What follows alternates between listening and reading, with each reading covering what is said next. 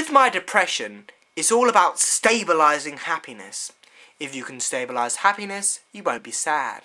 But as soon as you think about something sad, the depression starts. And so you've failed to sustain this happiness. Because you often think about things that are sad, or something that's in the past, or something you don't want to think about. Hercules! Let's talk about him. I just watched the film, the wonderful Disney film, which I haven't seen in eons. Since I was about a kid, probably. And when you haven't seen a movie in ages, particularly one from your childhood, you don't realise that there are big celebrity names in them. For example, I didn't know that Rowan Atkinson played Zazu in The Lion King until I watched it back. And I didn't know that Robin Williams played the genie in Aladdin until I watched it back.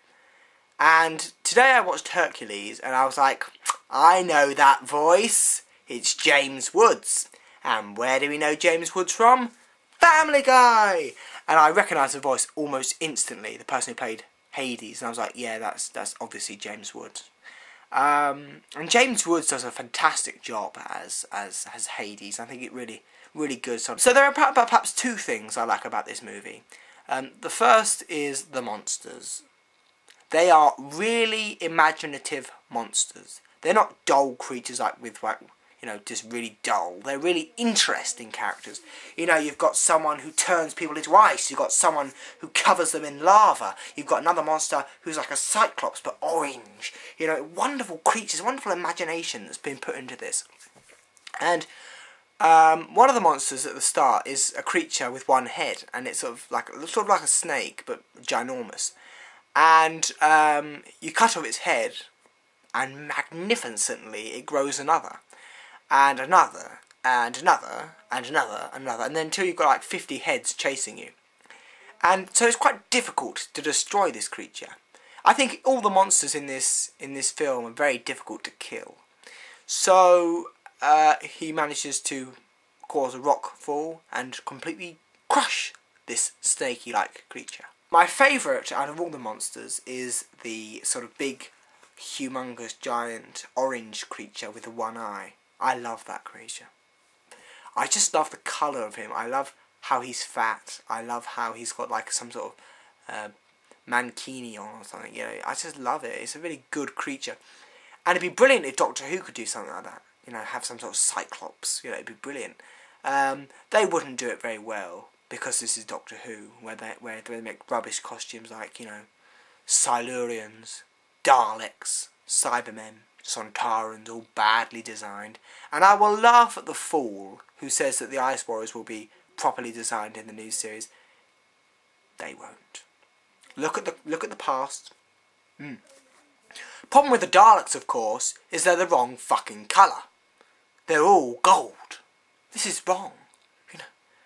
Gold Daleks are supreme Daleks. They shouldn't all be gold. It's stupid. I don't know what fucking idiot decided they should all be gold. It's rather stupid. Rather idiotic idea. It's stupid. It's sort of like, oh well, we can do it, so let's do it, Mad.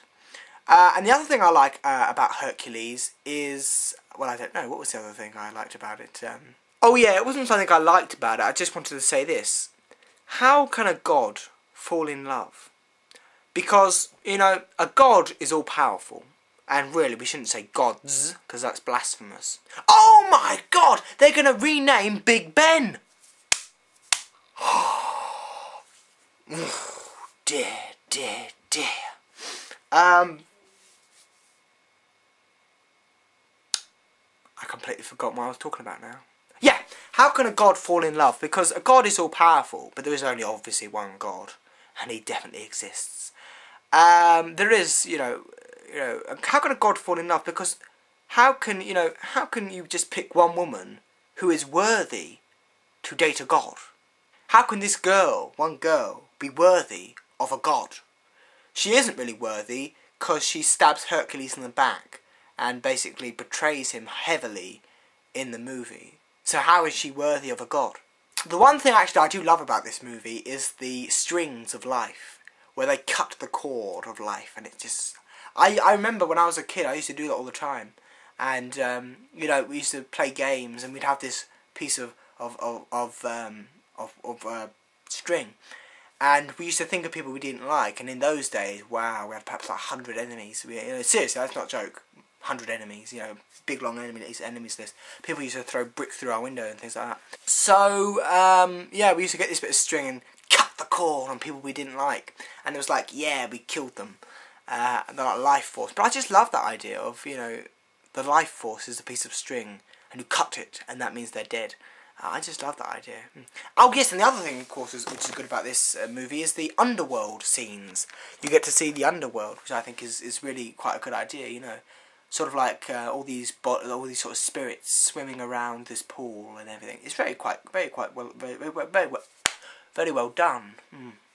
I'm trying to get rid of all these spots, so it's not really working. And finally, tomorrow's vlog is absolutely, totally, and utterly rude. It will be obviously age restricted by YouTube because it is rude, and I think it's probably the rudest thing we've ever done.